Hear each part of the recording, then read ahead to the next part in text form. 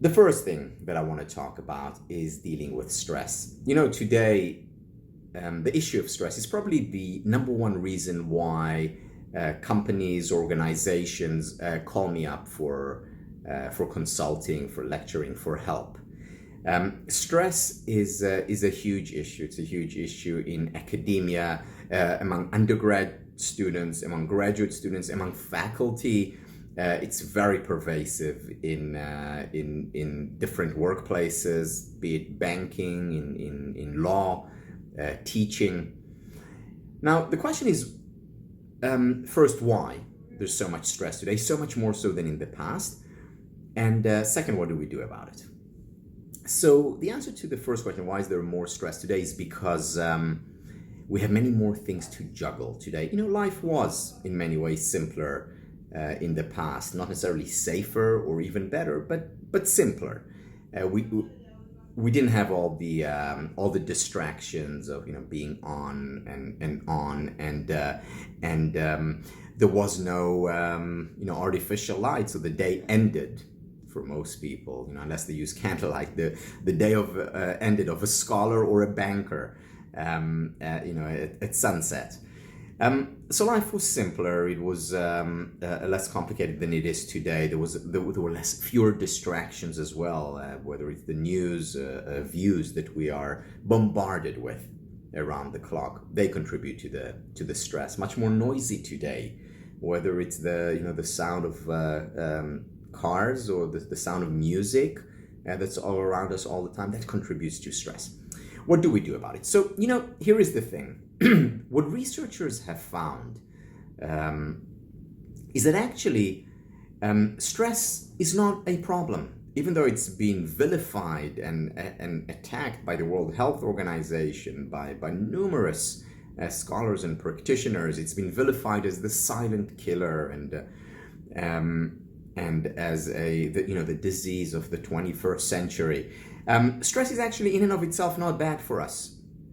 Think about the following analogy. So you go to the gym and you lift weights, and what happens to your muscles when you're lifting weights? Well, what happens to your muscles is they're stressed.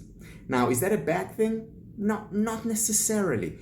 Because if you go to the gym and you lift weights, and 2 days later you go back to the gym and you lift more weights, and a week after that you go back again, and you lift more and more weights gradually, it actually makes you stronger, physically healthier, more resilient. And not a bad thing, for sure. But what if you go to the gym? So stress in and of itself, not a problem, actually good for you. Stronger, more resilient, healthier. But what if you go to the gym and you lift weights, and a minute later you lift more weights, and then more weights, and more weights, and a day after you go again for the same session and more weights, and so on and so on? That's when the problems begin. That's when you get injured. That's when you get enervated rather than energized, weaker rather than stronger. Stress, therefore, is not the problem. The problem is the lack of recovery. That's when energy levels go down. That's when stress becomes a problem. The problem in today's world is that people don't recover enough. And when I say people, I mean graduate students, I mean faculty members, I mean bankers, I mean teachers. We don't have enough recovery because we don't have time off. So taking a lunch break, that's time off, potentially. But if we take a lunch break and we're on the phone at the same time, we're doing work at the same time, that's no recovery. Closing your eyes and breathing deeply, even 3 deep breaths, that can go a long way in the form of recovery. Getting a good night's sleep, and again, it doesn't matter if you don't fall asleep, but just lying down in bed and getting your quota on sleep, that's so important. So when you're thinking, I'm going to pull in all-nighter or sleep just for 3 hours because I have so much work to do, no, bad idea. Bad idea because your memory actually is hurt. Bad idea because you're not getting the recovery that you need. And that's when stress will have the better of you. That is when stress really becomes a dis-ease, as opposed to energizing and strengthening experience. So recovery, and again, recovery on the micro level, anything from 30 seconds break to 1 hour break to a good night's sleep.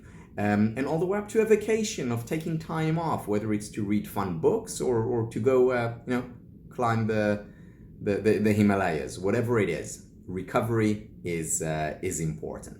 So that's the first tip that I would give, especially to graduate students, because I remember, I learned that later on in my graduate experience, and it made all the difference. The difference between my first 3 years and my last 3 years, a very big difference, largely because I understood the nature of stress and when stress can be beneficial versus hurtful. Periods of recovery.